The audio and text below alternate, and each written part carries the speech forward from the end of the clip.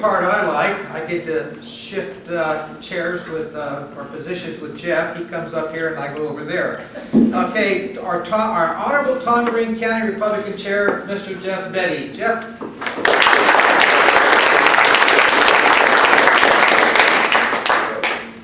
We'll see how this microphone works. I don't usually need a microphone, but I was supposed to get a cup today, but Fred gave it away to Gregorio. But I can't think of a better person to get my cup. So the American dream does not come in a color or a country of origin or a gender. It comes in whatever flavor you want to make it. And if there's a better person, a better example of what America can offer to citizens from all over the world, I don't know it. So congratulations, I'm glad and honored to be here today to help you share that honor.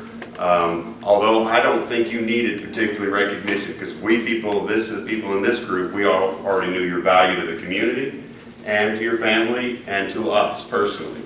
One of the reasons that I'm so pleased to be here on this day is that there has never been a time that I had to check what Gregorio wrote to see if it was fair.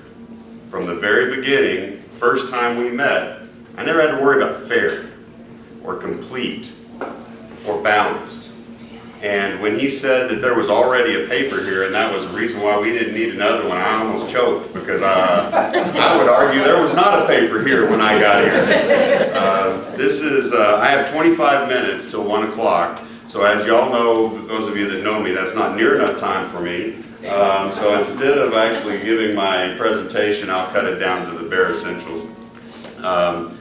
I can't even say my name in less than 10 minutes, so I don't know how we're going to get to the whole thing in 25. We just finished the state convention for the Republican Party. Some of y'all know that, some of you don't, but I want to kind of give you some background so that maybe you can understand a little better about what's going on within the party and within the state.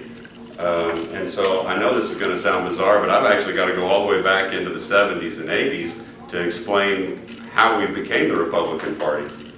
For those of you that, okay, I'm trying to look around. I'm 51, and I think most of y'all in here are in my age range. When we were young folks in Texas, Texas was that other party, right? All y'all know that? My grandfather and grandmother was farmers up in the Panhandle, and Roosevelt was the greatest president that ever, I guess, rolled on the face of the earth. Right? Roll, yeah. Next time I'll bring pictures for my jokes. So anyway, and Roosevelt, you know, he's got as good as bad, but they didn't care after that. Democrats were where they were going to vote, and Democrats took care of farmers, and that was the state of Texas. Well, for those of you that follow politics a little bit or a lot, or history types, you'll know that somehow the Republican Party rose in Texas and started late 70s and 80s for the most part. Now, Ronald Reagan had something to do with that, but that was about half the story. The other half of the story is that the Democrat Party decided that they were going to purify themselves. They were going to kick out of the Democrat Party all these conservative Democrats, all these folks that didn't believe like the majority believed. Now, the funny thing was, it turned out it wasn't the majority, but they didn't know at the time. They thought they had the right and the ability to purify the Democrat Party. And so they decided that if you believed in Berkeley, California type liberal politics, you were a good Democrat. And if you were from basically West Texas or the Panhandle and you believed in that other kind of Democrat, you were a bad Democrat. And without getting into too many details, I'll point out to you that Phil Gramm was a bad Democrat, John Montford was a bad Democrat, and they kicked him out of the party, basically. Not coincidentally, the Republican Party began its rise when Phil Gramm, John Montford, and gentlemen like that joined the Republican Party. That was through the 80s, and for those of you that are, I went to school up in Lubbock. For those of you that don't realize, Lubbock's an incredibly conservative town that voted Democrat until about 1994. And what happened was the Republican Party was still the same Republican Party it had always been, but the Democrat Party left behind conservatives. If you believed in God, you weren't welcome. Whatever flavor of God you believed in, it didn't matter. If you used the G-O-D, you were a bad person. So when the rise of the Christian conservatives occurred in 1994, in that time frame, that's when I began to be active in state politics and county politics. You weren't welcome. The only party that welcomed you was the Republican Party. So, interestingly enough, the rise of the Republican Party in Texas is the opposite as the decline of the Democrat Party. Now, the only place left where you can consistently see liberal Democrat talk is El Paso, parts of San Antonio and Austin and inner city Houston and Dallas. The rest of the state is Republican. It's not because of any brilliance on the part of the Republican Party, I would argue. It's primarily because Texans are Texans. They believe in God, they believe in hard work, they believe in entrepreneurial spirit. And you know what? The only party that represents those folks anymore is the Republican Party. Sorry, that's just the way it is. Now, turning the Republican Party into something we could all believe in, now that's taken a little bit longer and a little more work. But what we found ourselves at over the next 20 years was defining what Republican meant in Texas. Because we have our own flavor, we have our special flavor of Republican. So in order to make that make some sense in the national context, I want to give you a kind of a bigger picture of what's going on. When you hear the phrase RNC, that means Republican National Committee. The people that represent us on the Republican National Committee are, each state has 2 representatives, a male and a female, that's elected or appointed in some fashion by the state party of that state. They choose who the Republican National Committee chair is. And that organization is all handled through various types of state party rules. And every state has a different technique for choosing their committee man and committee woman. Some states actually have it appointed by their state chair. We are Democratic, little d in Texas. So, why does that matter? Well, that means that if you vote Republican, you're a member of the RNC, kind of, because anybody that votes Republican is. The next level is the state of Texas. That's the convention that we just did, and we choose our chair and the executive committee of the state party, again, through the Democrat little d party process of voting by election. They have little campaigns inside the convention, and then we vote for them. Now that party is run by the chair and the vice chair. One has to be female, one has to be male. Doesn't matter which one. If one's one, the other one's got to be the other gender. And then the executive committee, and they are selected inside the caucus from each Senate district. We have a representative, Senator Charles Perry here, Ms. Laura Lewis, and she represents our state senator, and that's when we say SD, that's what we mean, senatorial district. We're senatorial district 28. And so the election of our executive committee is by that senatorial district. And why that's important is that when we're not in convention, for the 2 years between those conventions, they're the folks who define the rules and decide what's going on in the state party. That's how they're selected. So then we get to county. Me. Y'all elect me in the same old way that you elect anybody that's a county-wide official, and that is by ballot. And I don't know if you know it, but you just elected me again for 2 more years. Don't look so sad, Chris. It's all right, man. It's all right. So, and thank you, by the way, for your votes, those that you did, and for those that you didn't vote, thank you for voting against me. I hope more of you will vote against me, and I will be relieved of this wonderful job of mine. But for now, and I'm sure some of you may agree with me on that, but for now anyway, for the next 2 years, I'll be your chair. And subject to impeachment, if I do something naughty, criminally, I cannot be removed. Now, with me running the county party is an executive committee. The executive committee is made up of precinct chairs that are elected in each precinct. The precincts are the traditional precincts where we used to do our voting. Before we became a county-wide voting county, y'all know that you went to a specific number. You looked on your little voter card, it said what the number was, and that was the precinct, right? Well, there's 34 of them, and so we can have as many as 34 precinct chairs who are also executive committee members. I can see several that are in here. But just to give people an idea, if you don't mind, would you stand up for a second if you're a member of the executive committee? Okay. You didn't know it, did you? Thank you, folks. Because it's not a high-profile gig, you know. If you run for office for precinct chair in your primary election, you don't have an opponent, we don't even put your name on the ballot. Kind of rude, isn't it?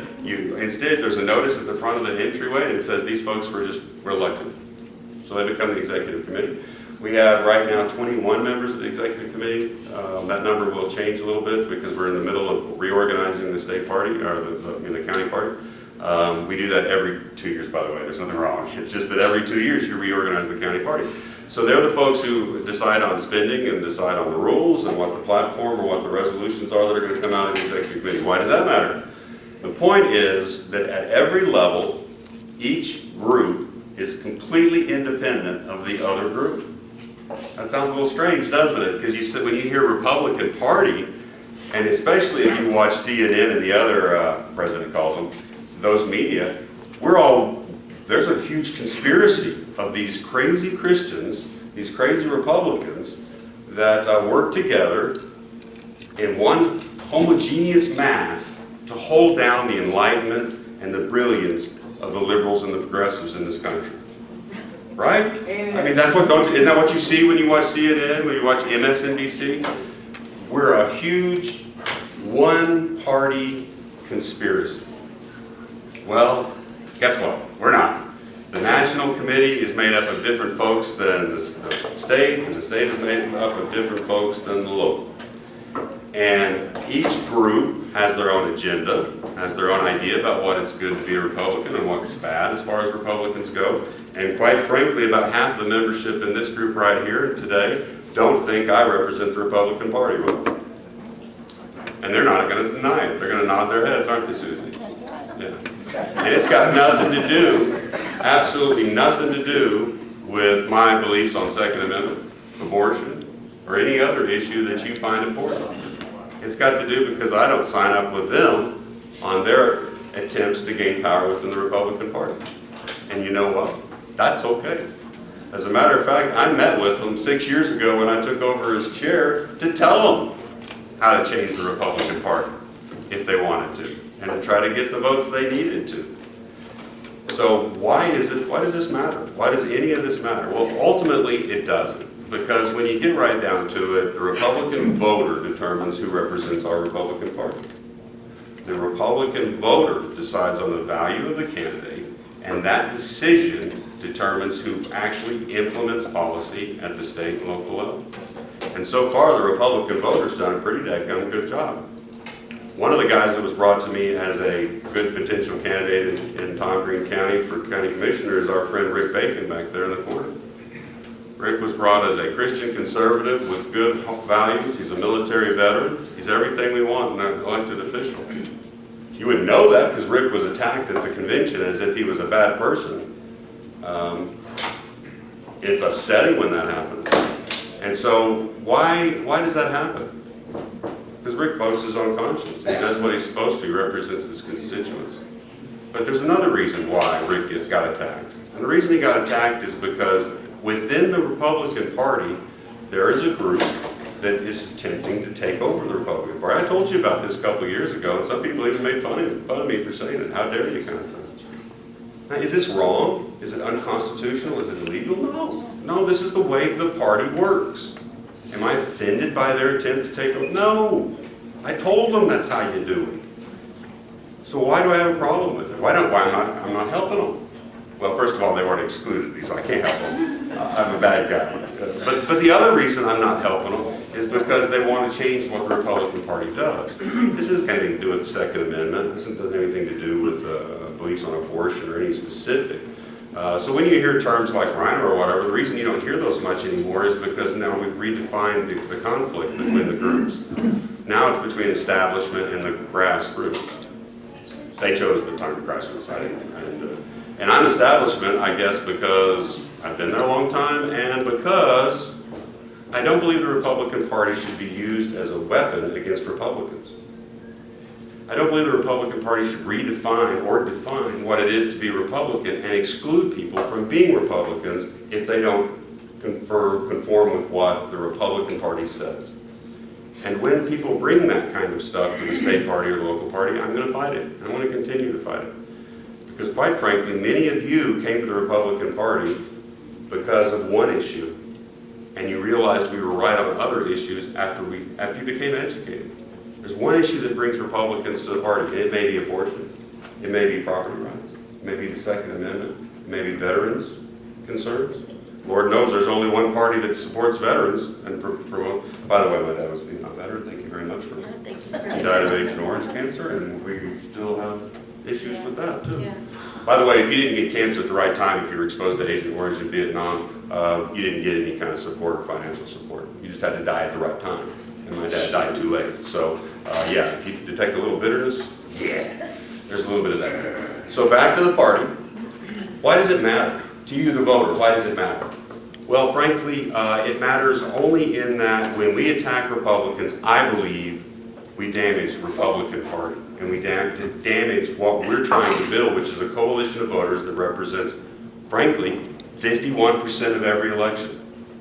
Because ultimately, 51% of people voting in an election have to vote for our person or we fail. The Democrat Party became pure in the 80s. They kicked out all those conservative Democrats that believed in gun rights, that believed in property rights, that believed that if you own property, the government shouldn't be taking that property from you. They kicked them out. They purified their party. They haven't been in control of the state of Texas for 20 plus years now. Well, I believe that those who support Empower Texans, who do exactly what Michael Quinn Sullivan says, and attack good Republicans, I believe those folks are doing the same thing that Democrats did. They're purifying the Republican Party at the expense of control of the legislature, of the Senate, of the governor's mansion. And when they do that, if they do that, if they're successful, ultimately what will happen is Democrats will take control of the party, of the state again, and we will find ourselves battling back to try to keep 5 months on abortion. Now, by the way, for those of you that don't know, we currently have a rule in Texas that says that if you're going to get an abortion, it's got to be within 5 months, and you have to do it at a clinic that is medically safe and connected to a hospital. That was under Republican control. Your state representative, Drew Darby, was a leader in that fight to get that passed. And when it passed, national media called us barbaric for saying that abortion after 5 months was a travesty. We were barbaric. Now Iowa has a fetal heartbeat law that says that once you can detect a heartbeat, you can't abort a baby. And by the way, it's not a fetus, it's a baby. So, here we are. We're on the cusp of either deciding that we are going to work together as Republicans and keep Republican control and be a big tent that allows anyone who says they're Republican to come in, or we're going to purify the Republican Party. And if we purify it, it'll be great for those of us that are far-right conservative types. Yeah, and that's me too. You don't get to define what my beliefs are. It'll be great for us because we'll all agree with each other. Just like the national media all agrees with each other every time you turn on CNN. But we won't be in control. We won't be able to control the legislature. And we won't be able to tell our governor that when he talks about gun control, we say, no, governor. No, not in this state. Even our good Greg Abbott, and don't tell me Greg Abbott's not a good Republican, but even good Republicans can make mistakes, right? If we define Republican as only believing what Empower Texans believes, then suddenly we have a problem, and we can't get people elected. Now, that's why I stand for where I stand. It's not because I disagree with virtually anything politically as far as abortion, Second Amendment, or any of that stuff. It's because the Republican Party should not be a weapon against Republicans. And if you wonder what I'm talking about, there's a Legislative Affairs Committee that goes onto the Capitol, and they go and confront legislators when their votes don't conform to what they think they ought to be. So why should we elect a state rep from here if they're going to be told how to be Republican once they get to Austin by the state party?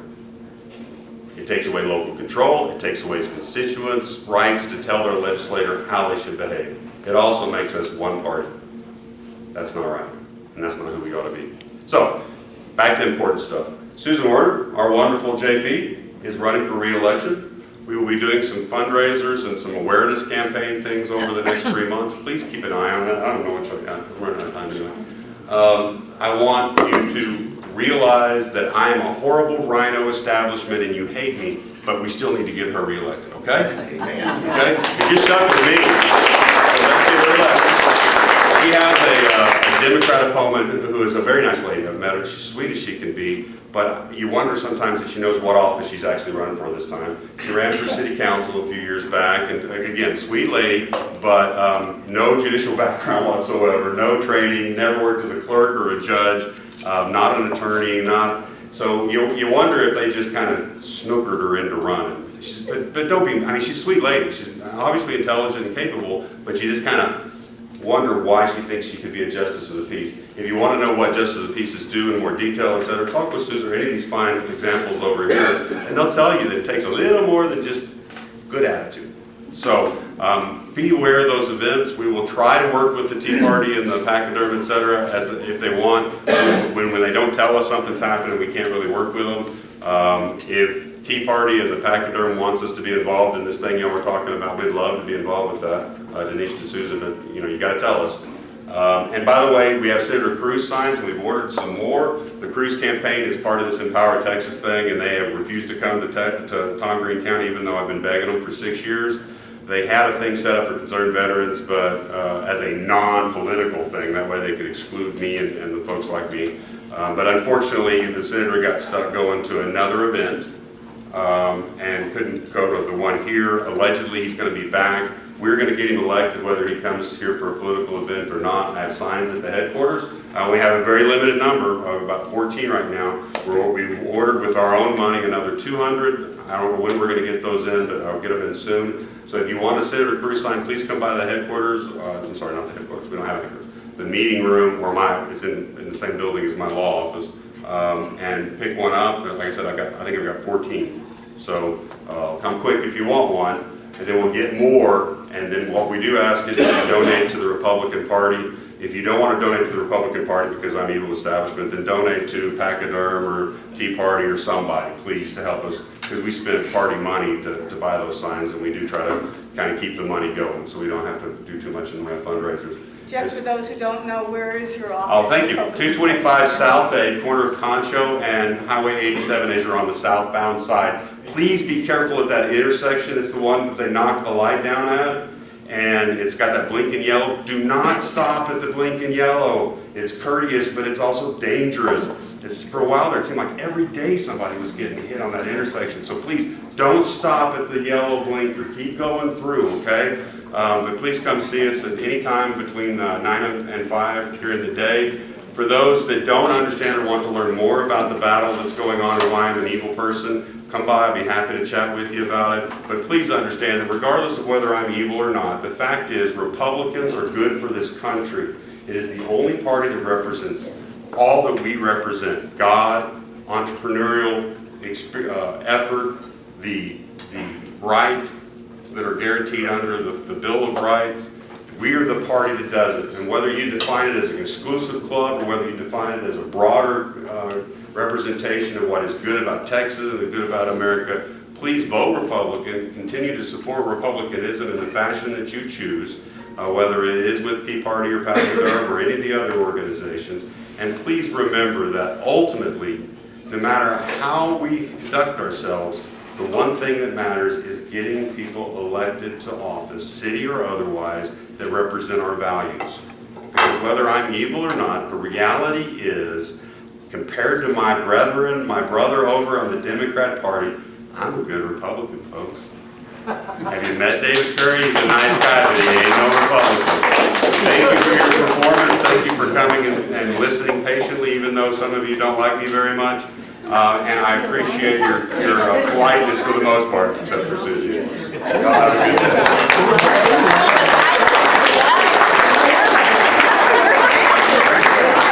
I'm not intimidated. Thank you, Jeff. I'll give you a cup, but it's gone. I got a couple of bread. I am proud to say I display both of the crystal wood and the metal wood, so thank you.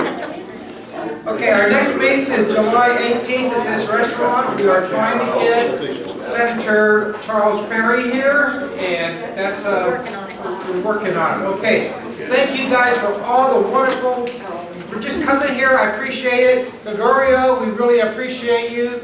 Angie, we appreciate you. All you folks, you're all important to us, and you did a great job. Yes. Jeff, thank you. Thank you. I'll see you next month. Thank you.